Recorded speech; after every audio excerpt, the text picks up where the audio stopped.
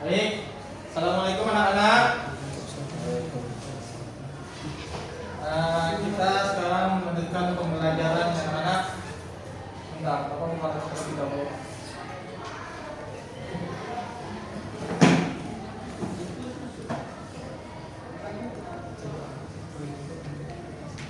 Baik, Bismillahirrahmanirrahim.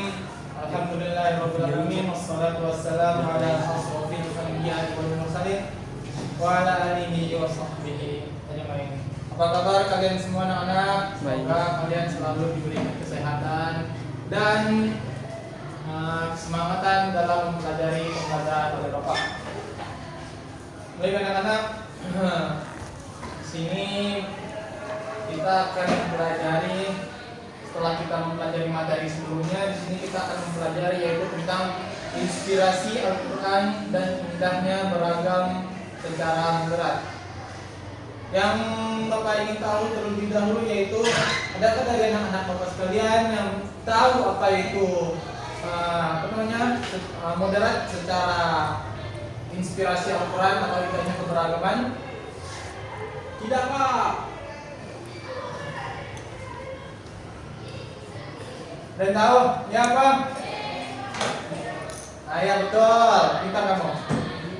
Oke, di sini Bapak akan mempelajari tentang materi inspirasi Al-Quran, indahnya beragama secara moderat. Mengapa pentingnya moderasi beragama ini? Jadi di sini yaitu menciptakan kedamaian untuk mencegah konflik dan keekstriman. Terus yang kedua yaitu menjaga persatuan, memperkuat harmoni sosial, karena di Indonesia ini bukan hanya sekedar satu agama saja, melainkan berbagai agama yang ada di Indonesia ini, mulai dari agama Islam, Katolik, Hindu, Kristen dan lain sebagainya. Yaitu yang ketiga yaitu mendorong kemajuan. Jadi moderasi beragama ini penting untuk mendorong kemajuan, fokus pada pembangunan bersama, untuk menciptakan masyarakat yang damai, bersatu dan maju, membantu mencegah konflik dan ekstremisme, serta mendorong fokus pada kemajuan bersama. Lalu di sini konsep moderasi dalam Al-Quran yaitu istilah yang pertama yaitu ummatan wasatan, yaitu umat pertengahan, adil dan seimbang, atau bisa disebut tidak berlebihan.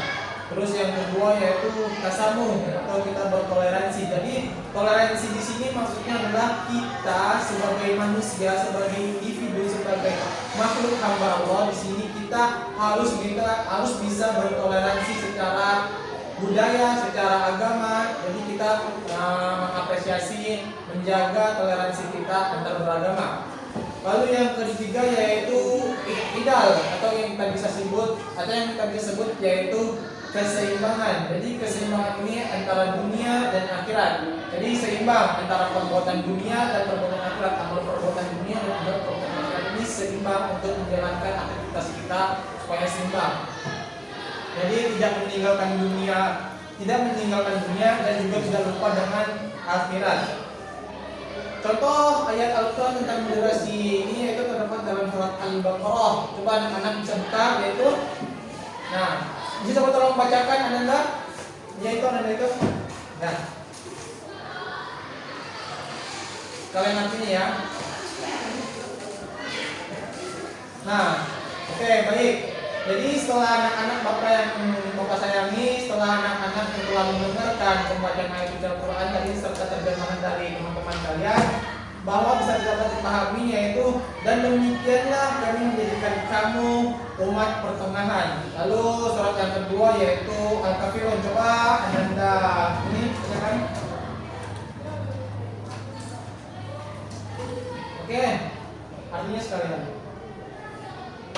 Oke, good job. Jadi di sini dalam surat Al-Kafirun ayat 6 ini yaitu mengajarkan bagimu agamamu dan bagiku adalah agamaku. Lalu surat yang ketiga yaitu surat An-Nisa ayat 58. Coba sekarang Ananda ini tolong bacakan serta artinya.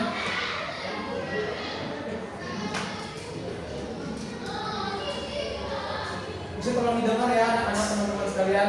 teman yang sedang membaca, ya lanjutkan. Oke, artinya baik. Jadi setelah teman-teman mendengarkan dalam surat An-Nisa ayat 58 ini mengajarkan apabila kamu menetapkan hukum di antara manusia, hendaklah kamu menetapkannya dengan adil, tidak egois sendiri. Jadi di sini adalah menerapkan keadilan antar sesama. Lalu yang selanjutnya itu kita akan membahas tentang implementasi moderasi beragama dalam kehidupan sehari-hari. Tadi yang siapa Anda sekalian yang bisa melakukan contoh moderasi beragama ini dalam kehidupan sehari-hari? Ada yang bisa? Ya coba.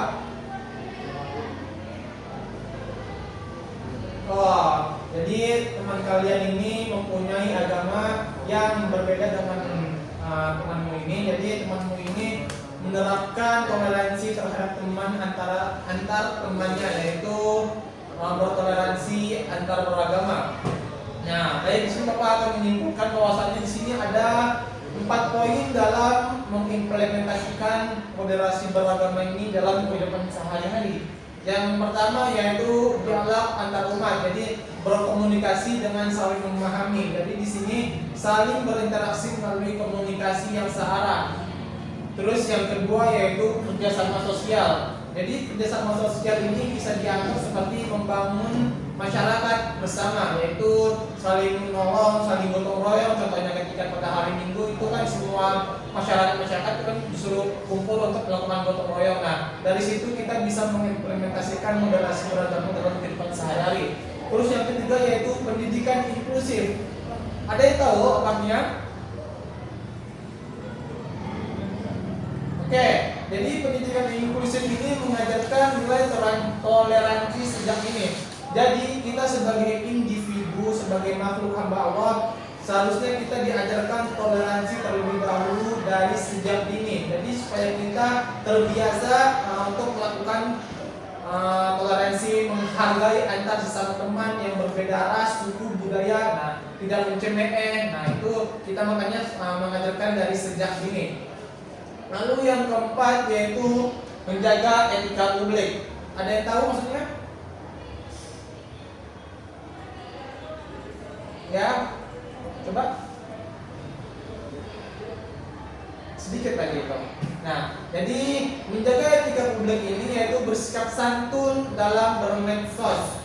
Jadi dunia medsos ini anak-anak ini adalah dunia yang sangat bahaya, karena ketika kita memposting hal-hal yang tidak senonoh, kita dapat hukuman atau yang bisa disebut dalam undang-undang Bapak lupa, pokoknya ada dalam undang-undang.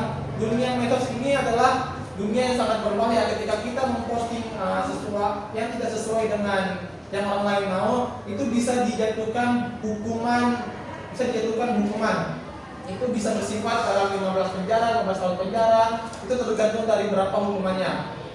Maka dari anak-anak Bapak sekalian, tolong dijaga etika dalam bermedsos, bermain game, bermain dalam memposting, dalam IG, story. Jadi tolong dikondisikan dalam bermain medsos ini. Jadi medsos ini cakupannya sangat bahaya anak-anak.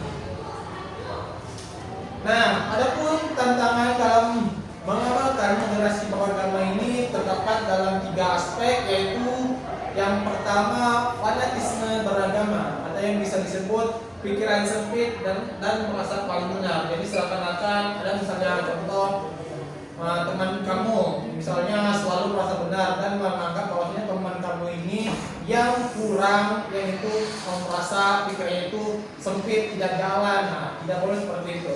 Lalu yang kedua yaitu polarisasi sosial atau bisa disebut dengan perpecahan karena perbedaan pandangan. Jadi kan di sini semua anak-anak Bapak ini memiliki pandangan yang berbeda-beda, tidak mungkin bersama. Jadi Bapak harapkan kepada anak-anak Bapak sekalian yang Bapak sayang ini, ketika memiliki perbedaan yang berbeda, tolong dikomunikasikan supaya tidak ada salah paham terhadap sesama. Karena apabila kita bisa salah komunikasi terhadap teman, itu bisa menimbulkan misalnya contoh perkelahian, pemusuhan. Nah, dari situ tolong dijaga komunikasinya. pengaruh media sosial ini. Jadi yang tadi Bapak bilang itu media sosial ini cakupannya sangat bahaya karena bisa berujung dalam tindak pidana yang bisa dipenjara 15 tahun, mulai 5 tahun, 10 tahun. Kalau anak-anak Bapak ini dijaga dalam etika dan etisnya. Lalu selanjutnya yaitu manfaat moderasi beragama bagi umat dan bangsa. Di sini ada 4 manfaatnya. Siapa yang bisa menyebutkan? Ya, coba. Ini jangan semain-main ya pelajaran ini. Jadi ketika Anda teman-teman kalian menjawab ini mendapatkan nilai tambahan di presensi absen tambahan nanti. Jadi yang merasa ingin menjawab silakan ajukan persepsinya, silakan ajukan pendapatnya supaya bisa juga bisa menilai mana anak-anak Bapak ini yang semangat belajar dengan Bapak. Ya, betul. Yang pertama yaitu ketahanan nasional atau yang bisa disebut dengan masyarakat yang solid dan kuat. Yang kedua yaitu inovasi dan kreativitas, terbuka terhadap ide-ide baru. Jadi anak-anak Bapak ini memiliki pola pikir yang cukup banyak, pandangan yang banyak. Jadi Bapak harapkan anak-anak Bapak ini bisa membuat ide-ide yang lebih spektakuler untuk kedepannya. Lalu yang ketiga yaitu pembangunan berkelanjutan. Jadi pembangunan berkelanjutan ini fokus pada pertumbuhan ekonomi dan sosial. Dan yang terakhir yaitu citra positif internasional atau yang bisa disebut dengan Indonesia sebagai contoh toleransi. Nah, yang tadi Bapak bilang Indonesia ini mencakup beberapa agama yang cukup banyak. Salah satunya agama yang paling banyak di Indonesia ini adalah agama Islam, agama kita sendiri. Lalu Kristen, Hindu, Buddha. Maka tadi itu kita harapkan kita bisa bertoleransi sama beragama, budaya, ras, dan suku bangsa. Mungkin itu yang bisa Bapak sampaikan. Jadi nanti setelah pelajaran ini Bapak akan mengasih tugas-tugas soal kepada Ananda untuk mengerjakannya di rumah. Bapak harapkan Ananda sekalian dapat mengerjakan latihan tes soal yang Bapak kasih ini terkait dengan materi yang tadi Bapak sampaikan. Mohon maaf apabila ada dalam dapat kekurangan jika cara pengucapan Bapak yang salah atau yang tidak sesuai dengan Ananda sekalian. Bapak akhiri materi pada siang hari ini yaitu terkait moderasi beragama dalam inspirasi Al-Quran. Selanjutnya kita akan membahas tentang materi berikutnya yang nanti akan Bapak share di WA sebelum materi ini berlangsung lagi. Baik, mungkin cukup sekian yang Bapak bisa sampaikan. Bapak akhiri, wassalamualaikum warahmatullahi wabarakatuh.